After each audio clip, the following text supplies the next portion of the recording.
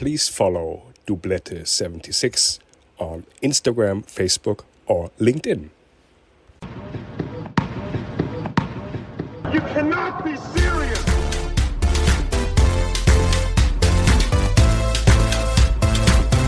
You cannot be serious!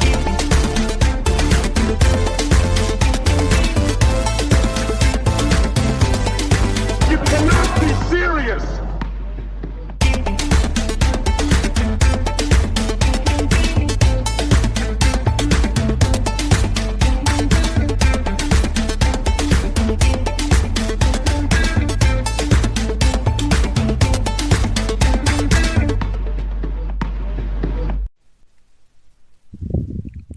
Hello, my name is Tom Heinkel. I'm recording the first time in English language tennis podcast Bollettieri76. I was born in 1976. My dear co-host and friend from England, the co-founder of Life Jacket and the global champion in straight arm drinking, Jono Sumner. Welcome. Hey Tom, how you doing, bud?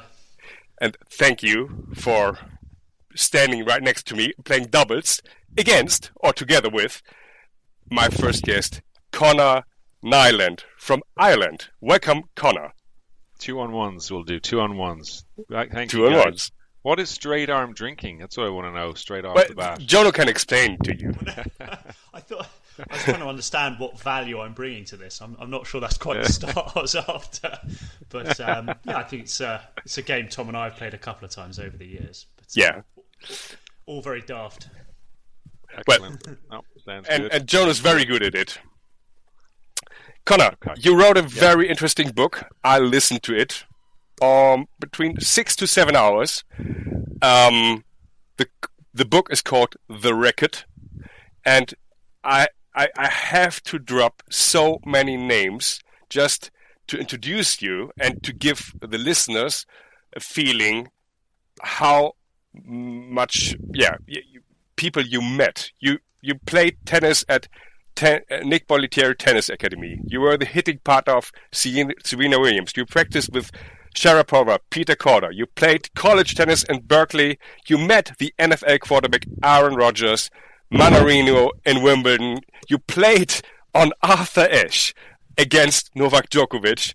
And, well, you practiced with Richard Gasquet, which I really like, this episode of your book. You played against the German Julian Reister. Kind regards from him. He really loved to play against you. This is what he mentioned. Maybe we will talk about it later. And, well, now, you bet Federer in the juniors. Man, I don't know, honestly, where to start. And you bet and bageled Jim May, the legend from Great Britain. Kind regards from Jim as well, which was the former teammate of Jono. Jim? Yeah, you bageled him. Today. Yeah. We had a few battles as well. So, well, welcome. Honestly, I try to introduce you to the listeners. You're born 1981 in Birmingham, right, in England. Well, you have to move quite fast to Ireland, so you feel 110% Irish? Yeah, I do. I was born in England. My parents are Irish. They moved to England for about 10 years, actually. My dad was a doctor and got a job there. So my older sister got really into tennis, lived across the road from a really nice tennis club, Edgbaston Priory, which has a WTA event. So we got really into tennis there, and then when I was 3, we moved back to Ireland. So I don't have any memories of, England. Now, I did go back there for boarding school when I was 16, but definitely had connection with England, and my brother's been there for the last 25 years as well, and he lives in Wimbledon. But so a connection with England, but yeah, I feel and always felt Irish. That was definitely something that comes up in the book, because obviously there's more opportunity, I guess, as a British playing with the British flag for wildcards and funding and all that. But I guess I played Davis Cup at 18 for Ireland, and that was me sort of set as an Irish player. From maybe that would be a perfect start, Jono. What do you think that we talk about the upcoming Davis Cup match against Tunisia in 1 week, 13th of September? You have to play on clay. What I learned from you, Jono, as well, that you, and from your audio book, that you don't have too many clay courts in Ireland, for sure, right? Yeah, we don't have enough. Our main club, Fitzwilliam, now has 4 clay courts, which is great, but obviously we get quite a bit of rain, and it just isn't as conducive to clay courts. But our number one player, Michael Agui, was born in Ireland, but has been raised in Germany and is based in Berlin. Oh, really? His favorite and most natural and native surface is clay, is red clay. So that's great. So he's able to come in and play with no problem. And then we have Conor Gannon, who played the last tie in El Salvador on clay, our last away tie this time last year, and played great singles and doubles. Beat Aravalo on clay, who's was I think about 14 in the world in doubles at the time, and I think his best surface is actually clay. So pretty adaptable. It's not obviously our natural native surface, but I think the guys are pretty experienced getting out and playing junior events and futures on clay at this stage. So it's not like it's a whole new world, and these guys are serving and volleying and then having to adapt. It's not quite as drastic as that. So yeah, we've won away matches on clay in the recent couple of years, so we're pretty comfortable. Cross fingers. Well, You are sitting on the bench. What makes more fun? Play yourself or sitting on the bench and seeing Dugas, Echargu, Mansouri, Uokwa playing against Ireland again next week? Yeah, I would say, I don't know if Davis Cup was always very exciting and obviously really fun, but the actual matches were always a little bit stressful, and it's the same as a coach as it was as a player. It's a different type of a feeling when you're playing for your country, and yeah, I try and be very calm as a coach. Like my first couple of ties as a captain, I was quite animated, and a lot of energy, and it's like when you're listening to the US Open. It's been interesting. You can hear the microphone now with the players box, and you can hear like James Trotman coaching and speaking to Jack Draper a lot, and it's very high energy, which is really interesting to hear. Everyone's got their own style, and I'm a little bit more calm, because I think Davis Cup, as I say, it's quite emotional and quite draining for the players. So I try and be a little bit of a safe space for them when they come back at the change of ends, and I don't try and give them loads of information. Just try and pick out one or two small things and try and keep them kind of relaxed. Jono, I was going to on that. How do you feel, Conor, with growing up playing tennis? And obviously, I'm terrible. I'm nothing to shout about. Funnily enough, I actually played at Edgerton Priory for a year when I was up at university in Birmingham for a year. So I played there for a bit. So really nice setup. I don't know. I'm quite anti. I'm not talking about Davis Cup. I'm talking about during tournaments. I'm quite anti coaching on court. I've always quite enjoyed tennis for it being you have to work it out yourself on court in isolation. So I've always been in that camp. I don't know if you have a particular preference. So was I, Jono. I was exactly the same. I thought tennis, that's our point of difference. You're out there on your own. You have to figure it out by yourself. And it was going to be this, I suppose, this slightly chaotic, are there going to be mums and dads shouting down at their players now, saying they're coaching them? And I think the fact that they've done it the way they've done it, only when you're on one side, and then they've mic'd up the coaching box. For me, it's been really interesting. Especially the US Open is kind of the most noticeable. I don't know if it's the way they've done it with the mics, but it just feels really clear. And with the Sky Sports, the way the coverage, the way they're doing it, you're hearing the coach's input, and I'm starting to see the players react to that. And I think it was David Witt saying to Francis Tiafoe a couple of nights ago, body serve, and then he goes and you see, well, will he listen? Will he hit the body serve? And he hits the body serve, the guy misses the return, and all of a sudden this match as a spectator is slightly more interesting because now there's this sort of subplot of, is he listening to his coach or not?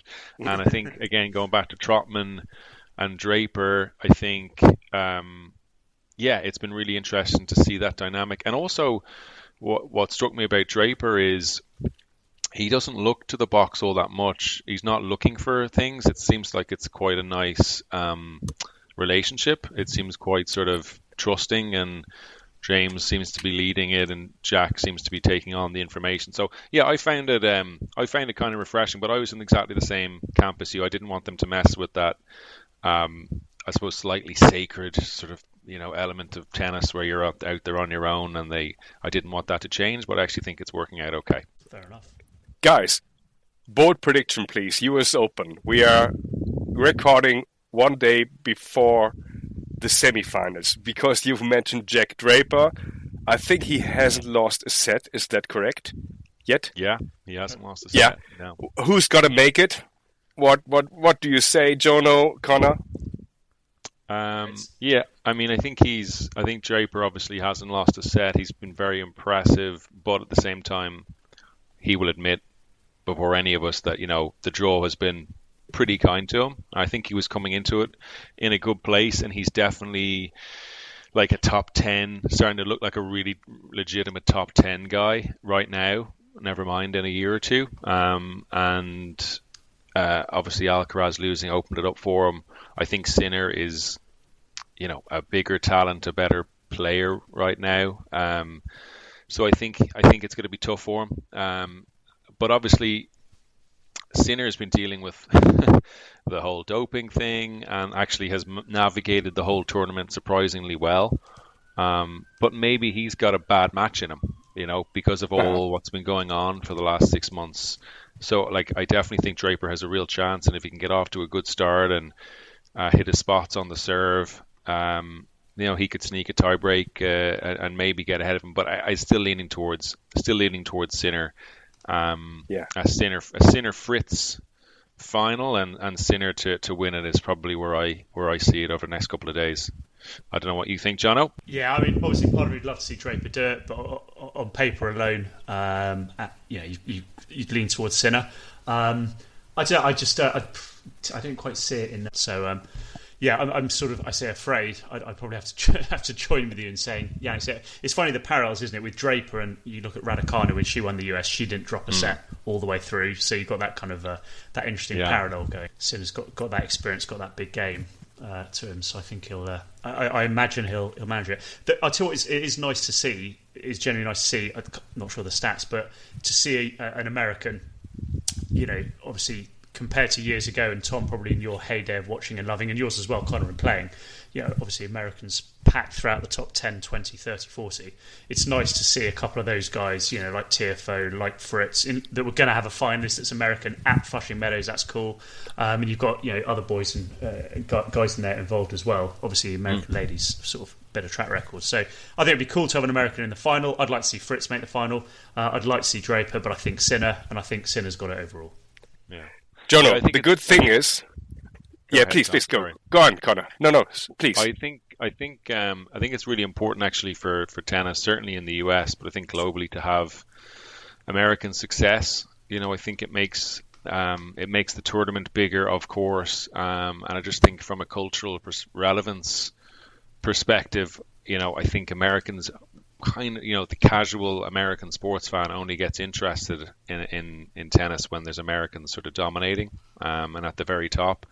And I think that's really, really important. And as you say, they've got a kind of a crop of, they've been beating each other. Like Shelton and Tiafoe could have gone either way, and it could easily be Shelton in the semi-finals. And Tommy Paul on the other side, and then, as you say, obviously Jessica Pegula coming through too. Coco Gauff winning it last year. So it seems like there's a bit of a movement happening for American tennis. I just think that's really positive for tennis globally when the Americans are up there. So it's good to see.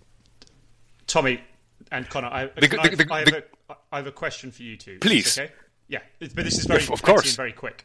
So, Conor, I don't know, but Tom mentioned that me and a couple of friends, we set up a company called Life Jacket, and we do all things skin protection in there. Now, obviously, there's been a bit of furore around Yannick Sinner recently with, I think it was Clostebol was the steroid that he was tested positive for.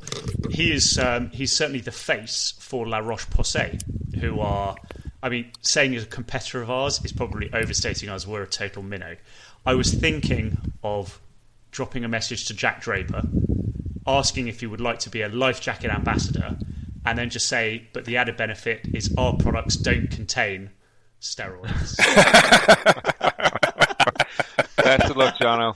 I wish you all the best for the campaign. I don't know, yeah. I wondered if that was... But it stands out. It's something different, right? Anyway. You better get on to him quick. He's on court in about 3 hours. Yeah. I thought that might be an angle. Might get a rise out of him. Yeah. Well, Conor, before we talk about your match on Arthur Ashe at US Open against Novak Djokovic, I just try to add something that Jono just mentioned, because I listened to your audiobook, which was really big fun. You read it by yourself.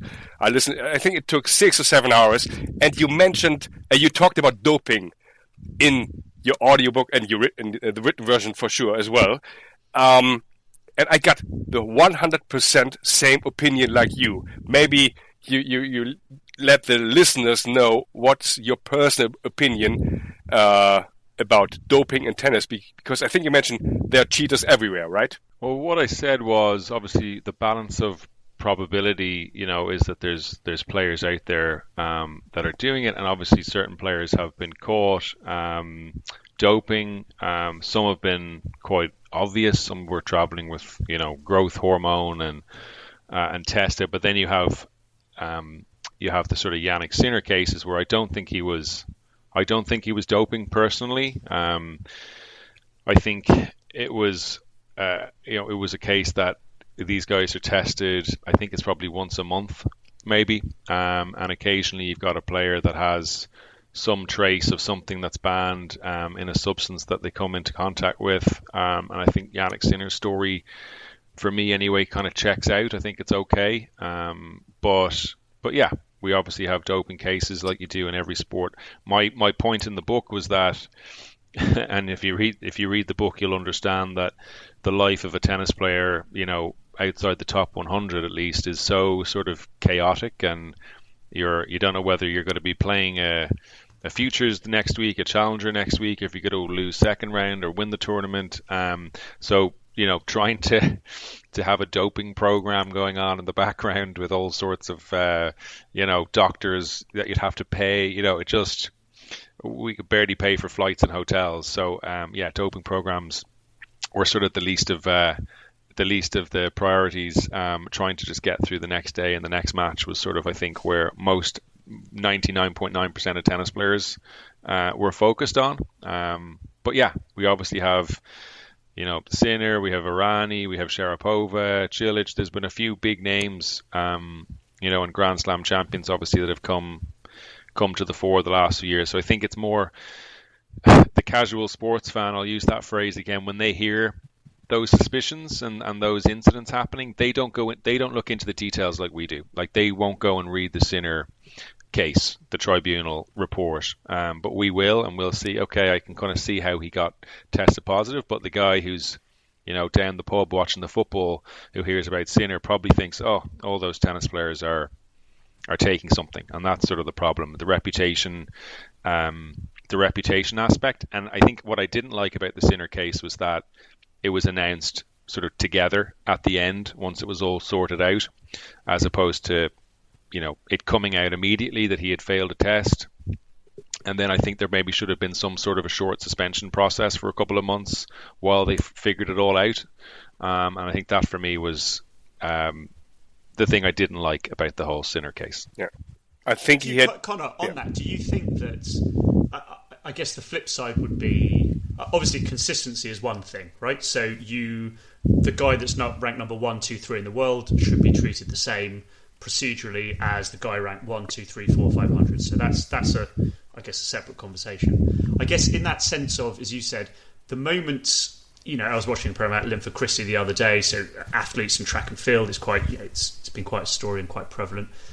There's a part of me that thinks almost if someone is found innocent or cleared, should that even be released conceptually, right? Because that person is forever going to face that, be tainted or face that challenge of that process. And I ask that not with an opinion. I ask that in an open sense. But I guess it's that thing of, if it's a mistake or if something's happened, we know the reality of that person's name gets sullied as a result. Yeah. So there's an element of, does anonymity, is there a time and a place for anonymity in it? And Sinner actually lost his points and prize money from Indian Wells, right? Which I thought was a strange sidebar to the whole thing. Either we're completely happy with this, or we're not. I don't get why prize money and points should be lost because of it. So I think that's a good point. But then I guess they need to be seen to at least be walking us through the process. And I guess in a court, not that I'm a solicitor or anything, but in a court, you get proven innocent at the end of a public trial for the most part. So maybe it's a sense of that. But again, the fact that they came through as a bit of a partnership, announcing together, like finding out about it on Yannick Sinner's Instagram account isn't how I think I should be finding out about, a failed test 6 months later. And also, I mean, if Sinner playing through that, I guess, suspended sentence, whatever we want to call it, when he was allowed play through the summer, let's say he had gone and won Wimbledon, he's obviously stopped a finalist and a semi-finalist from their biggest victories of their career. If he then post that does get test positive and it's upheld that he broke the doping violation, then he stopped people as well. So there's a couple of issues. And I also think there should probably be a threshold amount that he was less than a billionth of a gram in his system. I think that is, such a negligible amount that maybe there should be a threshold allowed that, it's such a trace amount, it shouldn't show up as a failed test. But yeah. Well, we are curious how this case will be treated in the future and how people will talk about it. If we talk about poison, Conor, I kindly ask you to talk about food poisoning. I think you know what's coming up. We just give some teasers to the listeners from your book. And, I mean, you played on Arthur Ashe against Novak Djokovic. And what happened the day before, mate? What was going on court? I was almost crying when I listened to this episode of your audiobook. Yeah. So well, it was a good setup for me there, Tom. So I qualified for US Open. I was playing qualies. I had three rounds in qualifying, and there was a hurricane coming into New York City that weekend. So I guess I qualified on the Friday, and was due to play, but didn't know who I was going to be playing in main draw.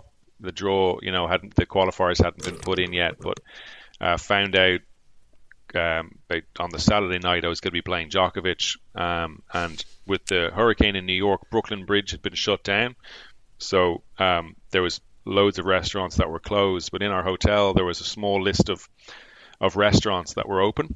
So we went to a restaurant around the corner, pretty nice restaurant, and some other players are in there as well. But I went in and had a meal that was okay. I wouldn't say it was great. It was pretty nice, but it did something to me, and I woke up that night, was completely sick, food poisoning. Don't need to go into all the details, but you can imagine. Yeah, and we can imagine.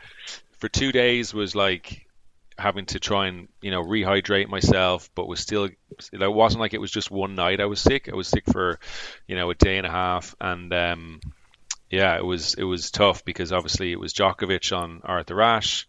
I was finally going to be playing a main draw, a stadium court. I'd played main draw Wimbledon, but on a small court, so I was going to play big time court, big time player, and was so sick. So somebody said to me it was like like having to climb Mount Everest with no clothes on.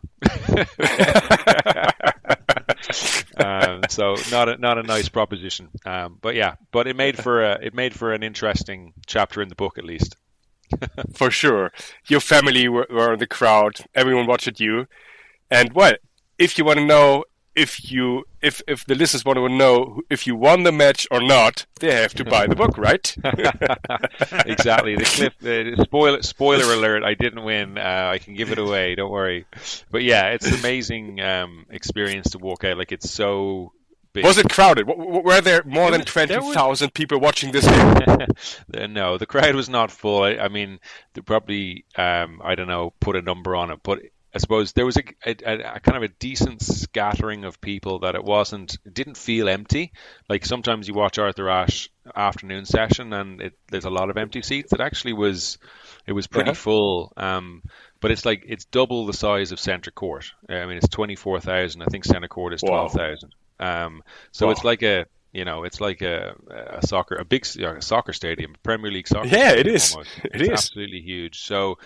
Yeah, and people were calling out like, "Oh, I'm from," they're calling out small towns in Ireland that they were from, and many Irish people bought tickets for your game. Well, yeah, Did you so many Irish in New York, so many Irish in New York and Irish Americans and stuff. So there was lots of people, kind of Irish people there, and yeah, it was really cool. But obviously, I couldn't enjoy it the way I wanted to, but. It was still, as I say, it makes for, it's kind of a fun story, right? And instead of maybe me going out and losing 1-1 against Djokovic healthy, maybe this is a funner ending to the whole thing, Jono. Is that your kind of, that's your tip to anyone that faces Djokovic in the first round? Is just make sure you get yourself a good bout of food poisoning, so you've got a make it all about you. Yeah, exactly. Totally. Get the sympathy. It was genius.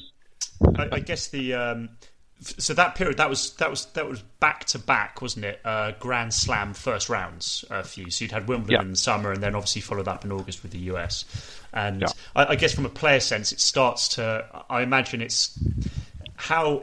And I say this secondhand, I've obviously never experienced it, but how you experience tournaments when your main draw as a competitor is obviously very different to a lot of what you've experienced over the years in the various tournaments and venues you've taken part. Not that you necessarily need it, but I guess it's that it whets your appetite, right? Is you want to be part of the show, but you want all the perks that come with main draw in these events. Yeah, I mean, I remember the feeling of peace, I suppose, when you qualify. That's usually the feeling. It's just total satisfaction. And I remember, the locker room in at Arthur Ashe Stadium. That's the players' locker room, and there's there's areas where you get your massages. And I went in and got a massage when I finished, and then there's a place where you get your laundry done, and there's free drinks. So I'm like.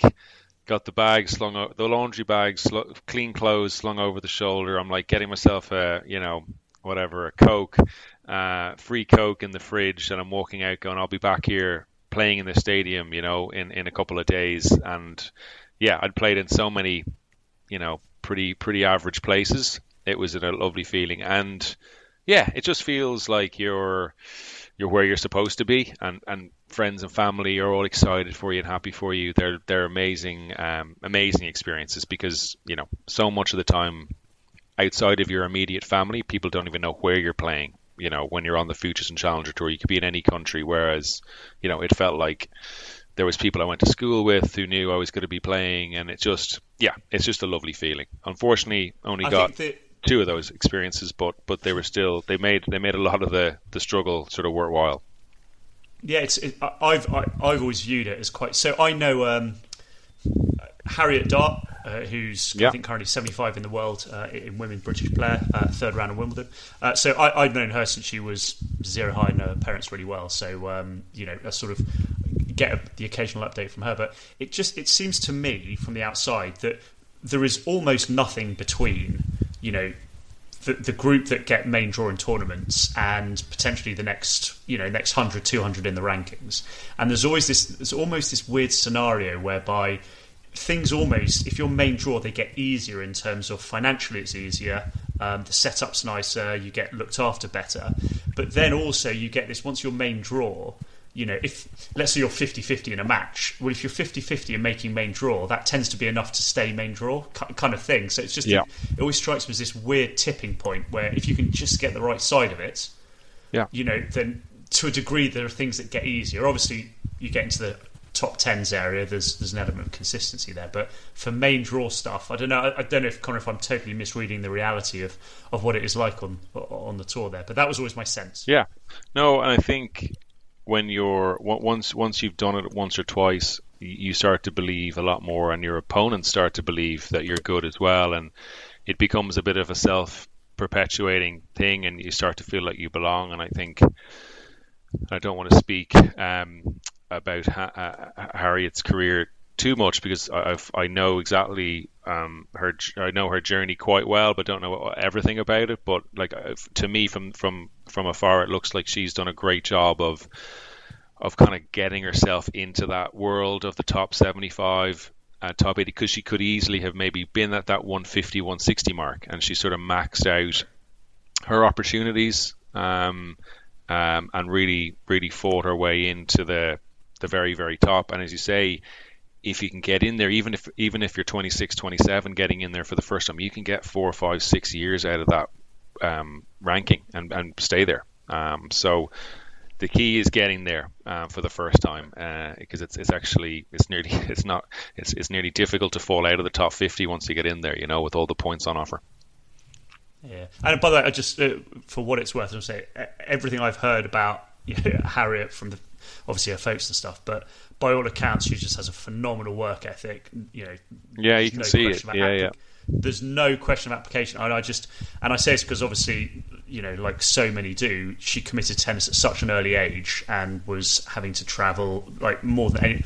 I mean, I can barely read and write, and I'm 44. Let alone sort of take yourself off to tournaments and all this and the other. So just huge kudos to her and anyone else, of course, and like yourself as well. And I think there's been a group of those. I think there's been a group of those British girls and the wider British sort of Davis Cup and Billie Jean King Cup squads who are having that success, and the coaches are. It feels like again, I'm quite close to British tennis in terms of I saw it from afar for a long time, and it just, again, Raducanu, and now you're looking at Jack Draper, like they've kind of all seen what needs to happen, and it's feeding back from from Tim Henman to Andy Murray to Katie Boulter. All those players are starting to get the benefits of just this information and knowledge about how to be successful. That's sort of starting to become a bit more part of British tennis that wasn't there 20 years ago, and they've a lot more belief, and there's a lot more names that are successful now in British tennis than obviously was there 15, 20 years ago, which is good. By the way, I really loved, I don't know, how do you feel, to watch Dan Evans playing at the US Open this year. He's such a great fighter, right? His spirit on court. I love to, when he plays serve and volley, I love to play him tennis. Yeah, he's so talented. But as you say, he's got this steel and this competitiveness, and I've seen him practice up close, and I played him earlier in his career, but in practice more, which is more interesting. He's a real competitor, and he really enjoys competing, even in an up to 7 tiebreak of volley to volley or something. Like, he really wants to win that, and he's shouting and cheering and fist bumping the way he is at US Open. So he really enjoys competing. You saw it at the Olympics with Andy Murray. That was a phenomenal job. And then not only to win the match against Kachanov, but actually to go and follow it up and win that second round was so good. So again, another guy who could easily have maybe not done what he's done, and I think he's kind of maxed out and got into a phenomenally high ranking. So kudos to him. All right, true.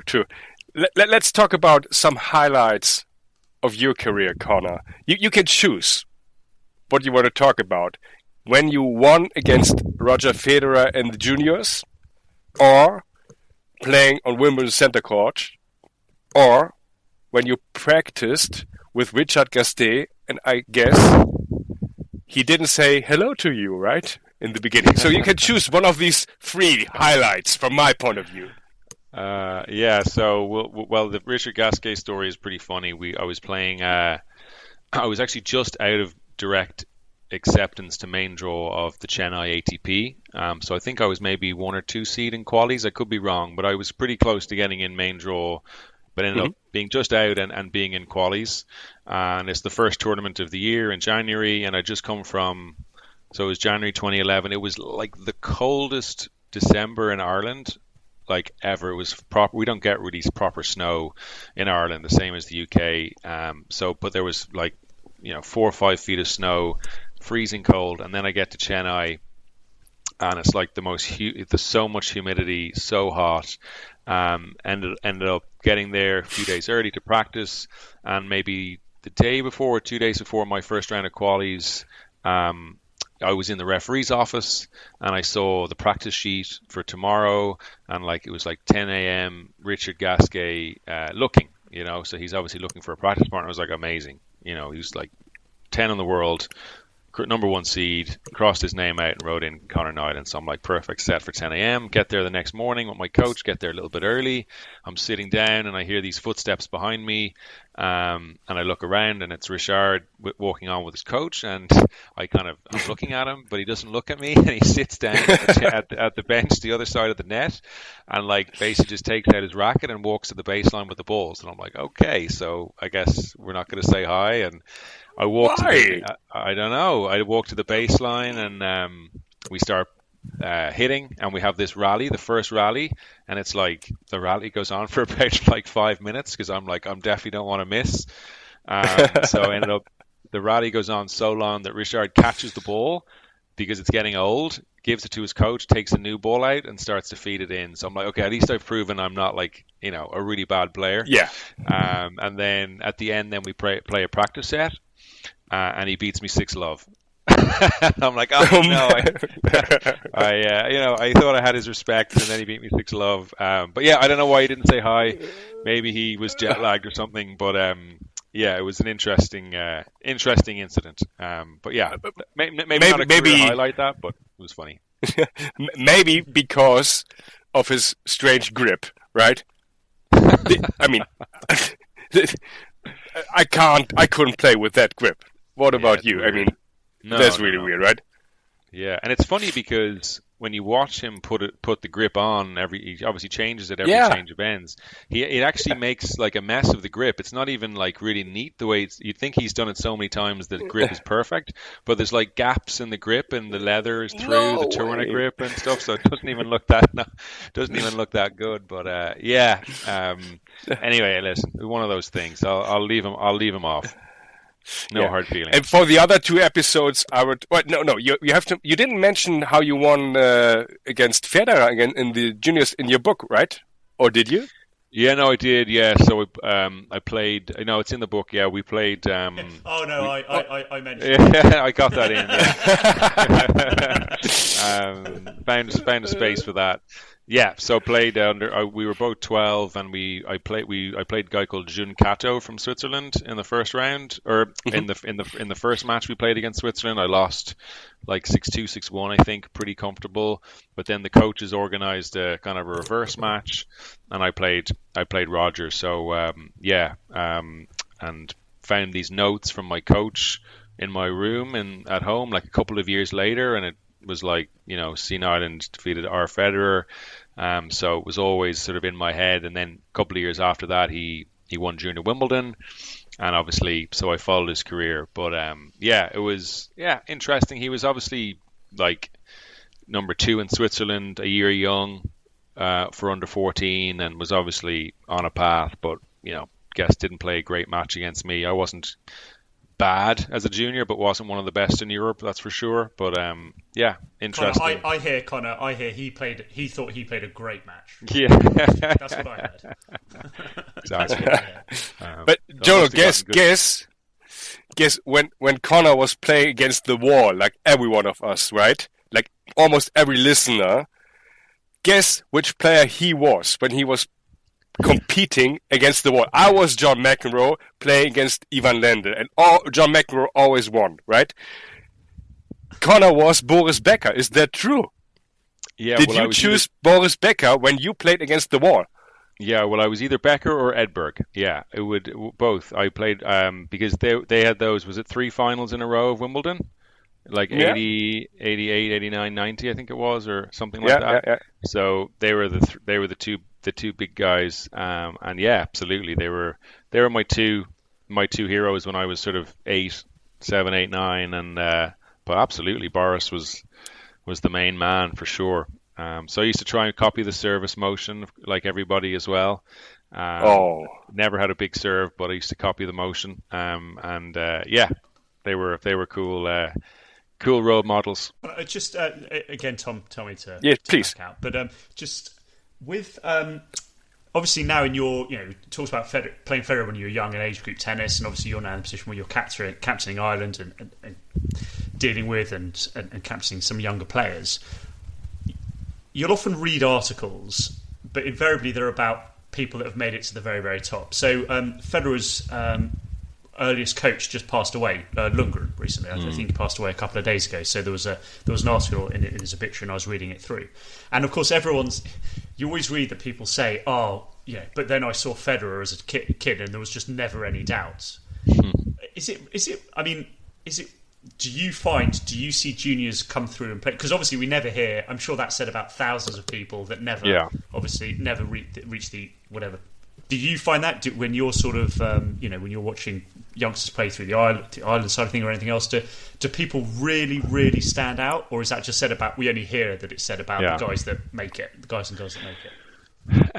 I've gone through a bit of an evolution on it. Like I try to not go off my eye, and I try and look at results a little bit more. I think results tell you almost all you need to know, even at the age of 14 or 15. So I think the very best players in the world are not coming out of nowhere, at 16, 17. I think Federer at 15 won, the Prato, Italian big grade 2 event a couple of weeks before Roland Garros, maybe 15 going on 16. So I think generally if you haven't done something big by the time you're 15 or 16, the chances are getting smaller and smaller. Now, we could look at somebody who maybe like a Harriet Dart, and I don't know the ins and outs of her junior career, but maybe didn't have an absolutely massive result as a junior, but has kept going. But I think there's a difference between somebody who's sort of 75 in the world and who we're maybe talking about, which is the Grand Slam champions.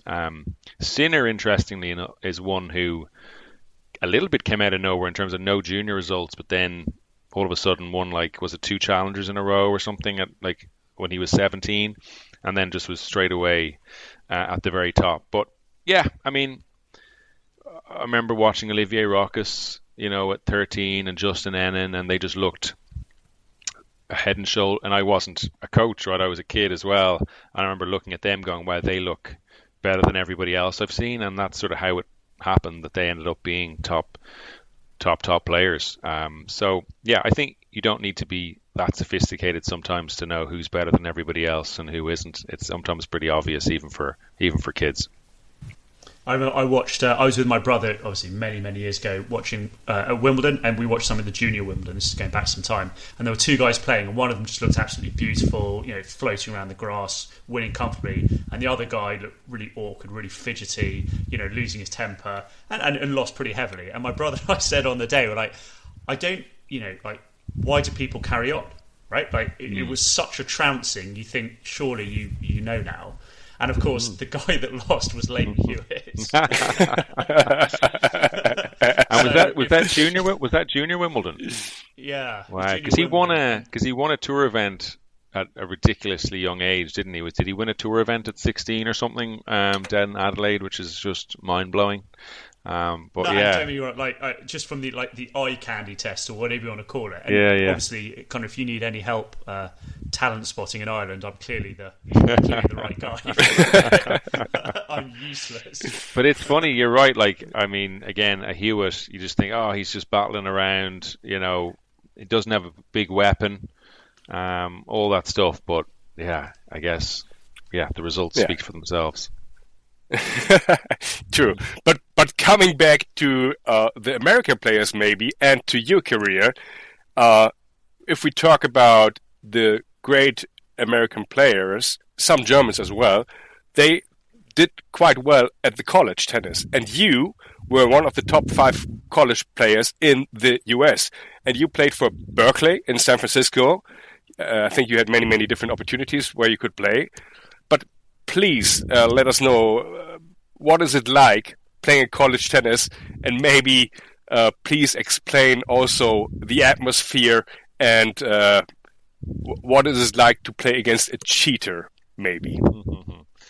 Yeah, well, there's a scene in the book where because in college tennis you call your own lines. Now there's an umpire on court who can get involved if there's something really obvious, and most players are decent in terms of line calling, but my expectations there are pretty low. Like there's usually at least 1 or 2 calls a match that if a ball if there's any doubt it's being called out.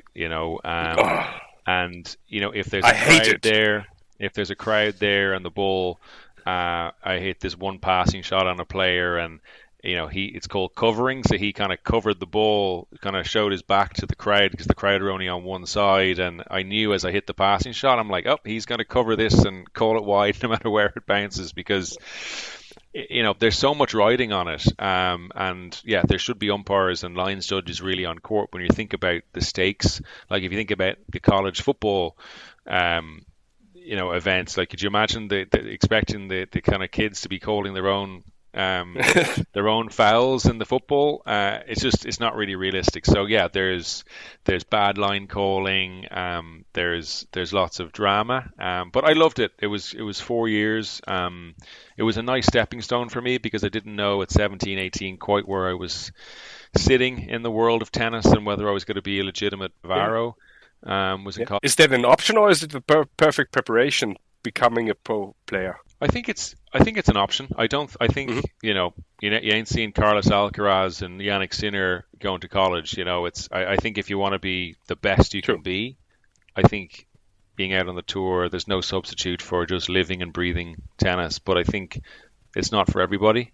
Not everybody's ready to be a pro, and have a job at 17 or 18. So I think it's an option, but I think it's probably a sign that maybe you have a little bit of a limit on what you can do. And I think thinking about Kevin Anderson and John Isner, like they were both like 6'10" and 6'8", so I guess they were probably going to be hitting their aces and winning on tour, whether they went to college or not, right? So they were a little bit of a different type of example.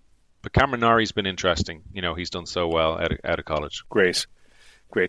Well, before we will end with the tennis graduation, Conor, I have some really great tennis, and the category you have chosen together with your joker, Jonathan, is Irish Tennis Davis Cup. So we will come to that later. I already mentioned, we already talked about him, maybe the biggest victory beside Roger Federer, etc., was the match against this young gentleman who sent me a voice message. Hey Conor, Jim May here. Tom has kindly shared a screenshot of a match we played 2006. You beat me 2-love, absolute cuffing. Oh my god. Hope all well, and look forward to reading your book. Take it easy. So, I mean, we have to talk about Jim May. He is my idol. He's the legend. He's the legend. And what a beautiful game as well. Serve and volleyer. He always did it the right way. A purist. What is it like to bagel God? I've completely forgotten. Again, it's another one I should have put in the book, actually. I can't believe I missed the opportunity to have that in paper forever. Maybe he's scared. Maybe he hasn't read the book yet because he's worried, he's going to see that result in there. But no, I don't remember that. 2006, I just finished in college, so I had a lot of matches under my belt and was getting ready to go on the tour. But yeah, me and Jim are the same year, 81, and he was a huge U2 fan. probably still is a big U2 fan. So when I was, the Irish guy in the draw, he'd be coming over to you, chatting to me about U2 and stuff. But a great guy, and I see him. He's a member of Wimbledon, so I see him. We sometimes play matches against Wimbledon for my club in Dublin, so I see him and get to catch up for a beer with him every now and then, which is always good fun. Jim has this. Jim's one of these guys. I always say a bit old school, sort of not like huge ripping topspin or anything like that, but he has the skill in mixed doubles to ace people very politely. Mixed doubles. When you sort of there's an etiquette, yeah. Yeah, there's a balance to be had when you're playing a mixed, and he's just got the ability to ace people without it being unacceptable. Yeah. It's a great skill. Well, it's probably such a smooth sort of, it's not going past in an aggressive manner, but it has gone past them, without them touching it. But yeah, no, that sort of sounds right. Yeah, you couldn't really stay angry at him for too long. So yeah, he has that all right. We had a sort of an NCL, like a club league match a while ago, and I went down to watch it, and he was up playing number one for us, and we're playing up. The club we were playing against was sort of a local rival, and the guy playing at one had a bit of a reputation as coming back to this cheating thing of kind of, maybe when push comes to shove, seeing the ball slightly differently. But just as they were knocking up, and obviously there are a handful of people watching, Jim just in his very polite way says, let's call the guy Dave, for one of a better phrase. He's like, "Oh, hey Dave, not going to have any problems with those line calls today, are we?" But just like it sounded fun. Everyone had a giggle, but at the same time, clearly just like setting a mark from the beginning so that you didn't have to deal with it. I think the word is tact. Make a point without making an enemy. That's Jim. Yeah. There we go. Yeah, thanks to Jim from my side for the voice message. One question concerning sponsor badges. I think you called it patches in your book as well, because I'm not sure if I got it right. You get £6,000 for one tournament. Is that correct? If you get a sponsor badge for, let's say, playing Wimbledon first round, or what is it? What's the deal? Yeah, well, that's what I got for playing Djokovic. Yeah, so obviously I got to play on a show court. It was going to be televised. Yeah. It was going to be against Djokovic. So as soon as the draw came out, I got contacted by a couple of agents and companies and said, "Listen, will you wear the little badge on the sleeve?" And you see it when, is it Mary Core or COHR? You see those little sleeves that players wear on stadium courts. So they literally hand you a bag of this stuff and are like, they hand you a bag of these patches and are like, yeah. So that's the get contract, it on. Basically. Get it. Find a way. They didn't hand me a thread and a needle and thread even, and it shows you how little sewing I've done. I called it a thread and a needle, not a needle and thread. And yeah, they pay you to put it on, and yeah, it's a sort of a strange one. And as soon as the match is over, you take the patch off and go again. But when I was going on court, one of the supervisors said that the patch was too big, or I can't even remember why. The patch was okay on one shirt and wasn't on another.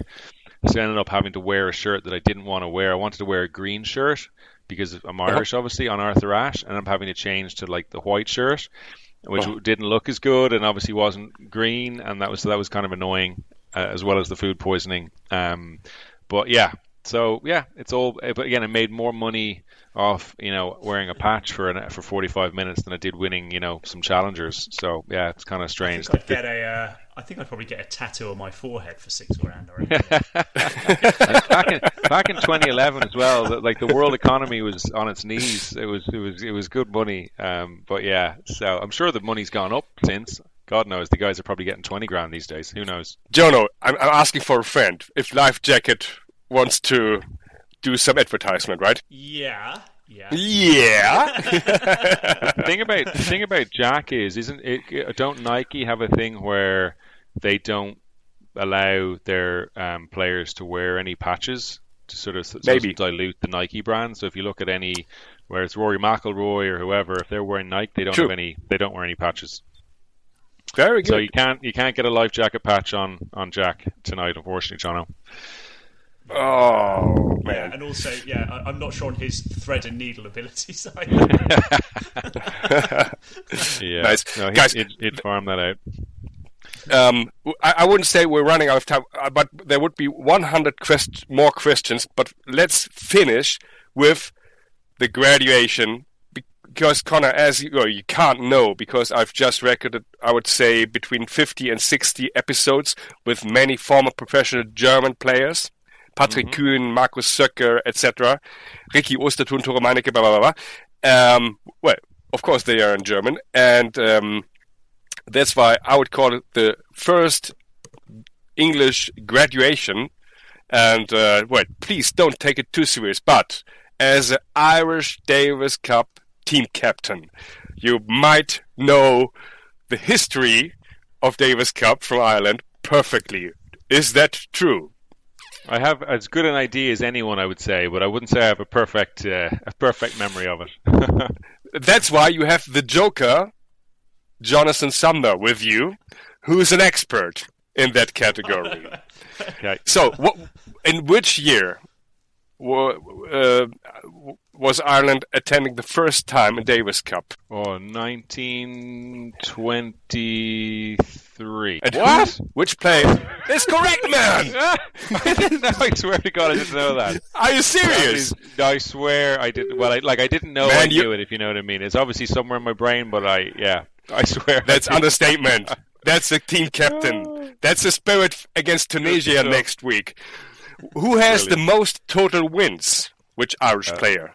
Owen Casey, I think. Correct. How many years did Michael, I hope I pronounce his name correct, Hickey? Yeah. Michael Hickey played?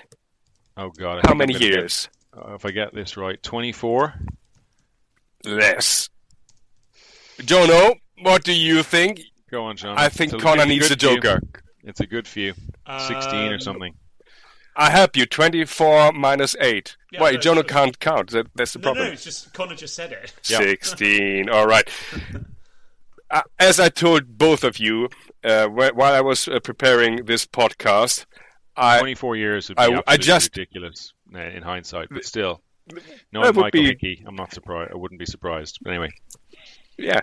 While I was preparing this podcast, I watched a great YouTube video from 1983. The USA played Davis Cup in Ireland. Who was playing for the American team against Ireland? I think, was it in Dublin? Yeah, it was in Dublin, yeah. So and I put the YouTube video in the show notes of this podcast, so everyone can watch it. It's really, really great video. And a big John name McEnroe, from the US. Yes. John McEnroe, for sure. And I think the other guy was Elliot Telcher. Oh, yes. But who was playing doubles together with McEnroe? Okay. Peter Fleming? Correct! Man, okay. You're perfect. And now you get the $1 million question. Yeah. Who was the fourth? So, I don't know. I'm sorry. Yeah. But these three, they played for sure. And who was playing for Ireland? Matt Doyle and Sean Sorensen, for correct. Sure. And was Michael Hickey maybe the third guy? Maybe. Yeah, maybe. Probably. If you asked me, Conor, that would have been my answer. Yeah. In the YouTube video, you can see the first singles, John McEnroe against Matt Doyle. Yeah, which record brand? Telcher lost to Sean, to Matt, right, or Sean? I think in that match. Anyway, sorry. Yeah, maybe. The $1 million question is, which record brand was used by Matt Doyle? Wow, Jono? I have no idea. I mean, I'm going to guess Dunlop, but I don't know. I'm going to go with I'm going to go with Donne. Both wrong. Michael Chang played this record as well. Not a Schnarrett or something? Prince? No. Oh, Prince. Sorry, Prince. Of course. Yeah. Well, Schnarrett. Prince. Yeah. Okay, but I would say you graduated. Congratulations. the first man outside Germany who graduated at Doublette 76 tennis. We call it tennis Abitur in Germany. I would say we've talked 1 hour. Seriously, thank you very much. Congratulations to your book, to your great career as well. You were number 127 in the world. Is that correct? 129, but 129. Yeah, sorry, 129, 129. From my point of view, I know in this podcast we celebrate tennis. We are big tennis fans, enthusiasts, and I have a great respect. I know that the topic of your book is slightly different, but 110% respect for your career and being a Davis Cup coach, being a Davis Cup player, winning for your country. Because, Jono and I, we didn't do it, right? And even if you're number 200, 800 or 1,600 in the world, I think it's great, right? Because we love tennis, and tennis is not only being top 10 player. Yeah, I think the best, the reason that players at the very top of the game are so amazing is because, there's quality there at 100 and 300. The guys 350 in the world are so talented, and have dedicated their lives to the sport. And there's we talked about earlier, such a small difference really between the guys, say 300-400 and the guys 80, 70, 80. And, so it's a very deep sport. So yeah, thank you for your kind words, and I really enjoyed it. Thanks a lot. And thank you to my co-host, straight arm drinking global champion, Jonathan Sumner. I would say my introduction was straight arm drinking, and then Conor's involved Federer, Djokovic, US Open. And by the way, and that is perfectly reflective of what we have respectively achieved in our lives. So, and all I was interested in was, tell me more about the straight arm drinking at the top of the show. I was like, tell me more about it. This is so exciting. We're going to write a book about it. That's But no, just from Tom, thank you so much for getting me involved. And my pleasure as well. It's to Tom's point, it's just really nice.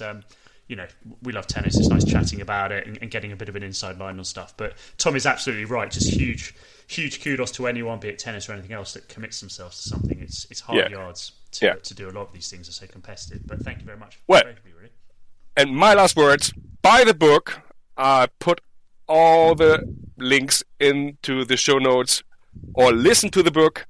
Conor, my respect, you read it by yourself. What was more tough? Practicing at Nick Bollettieri or reading your book on tape for 6-7 hours? Oh my goodness. It was hotter in the studio than it was on the court in Florida, actually. So I'm not sure, but no, it was a cool experience reading it. It was 3 days in a studio, but writing it was a hell of a lot harder than reading it. I'll put it that way. Yeah. Oh, great. Because we had so many guests who were guests or practicing at Nick Bollettieri, but that's a topic for another episode, I think. Again, thank you very much, both of you. Take care and good luck playing against Tunisia. Guys, really enjoyed it. Chat soon. Bye-bye. Cheers. Please follow Doublette76 on Instagram, Facebook, or LinkedIn. You cannot be serious!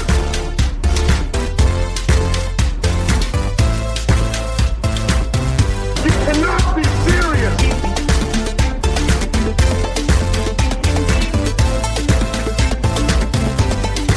You cannot be serious!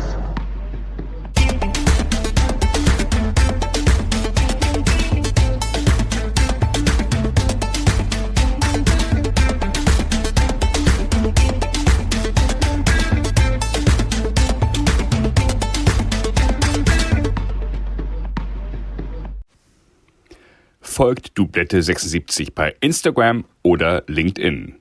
Doublette76 wird präsentiert von Brainseeker Consulting.